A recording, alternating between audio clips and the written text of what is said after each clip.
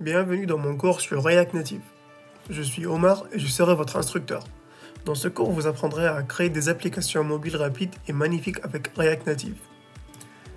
Je pars du principe que vous ne connaissez rien sur React Native et que vous voulez tout apprendre depuis le début.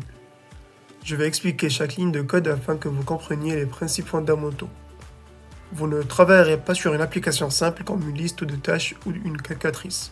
À la place, vous créerez une application complète et réaliste. À la fin de ce cours, vous maîtriserez React Native et serez capable de créer des applications mobiles en toute confiance. Alors, êtes-vous prêt à développer cette application avec moi? Pour suivre ce cours, vous n'avez pas besoin de connaissances préalables en React Native ou en développement mobile. Cependant, il est nécessaire de maîtriser JavaScript et pas React. React Native repose sur React, mais au lieu de cibler le navigateur, il cible les plateformes mobiles. Vous devez connaître les concepts essentiels comme les composants JSX, les props, les tas, etc. Facebook, Instagram, Pinterest, Skype, Uber Eats et bien d'autres applications ont été créées avec React Native. Si vous avez une idée et que vous connaissez JavaScript, React Native est l'outil idéal. Il existe deux façons de créer des applications React Native. On peut utiliser React Native pur ou Expo.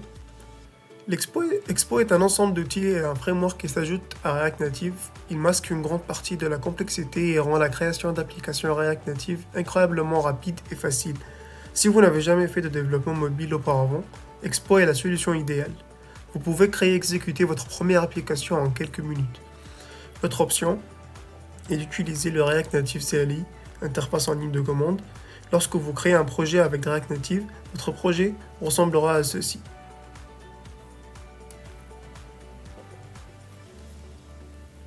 Si j'essaie de créer un projet en utilisant React Native, vous auriez deux fichiers, Android et iOS, qui contiennent des projets natifs pour ces plateformes.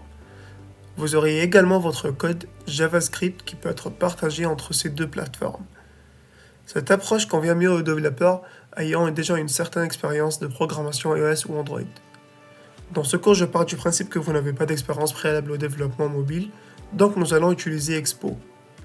Lorsque nous créons un projet avec Expo, nous n'avons pas ces sous-projets Android et iOS, nous travaillons uniquement avec du code JavaScript. Cela signifie que nous ne pouvons pas interagir directement avec les API natifs de ces plateformes et que nous sommes limités aux fonctionnalités natives offertes par Expo. Honnêtement, c'est pas un problème pour beaucoup d'applications car Expo propose de nombreuses fonctionnalités natives.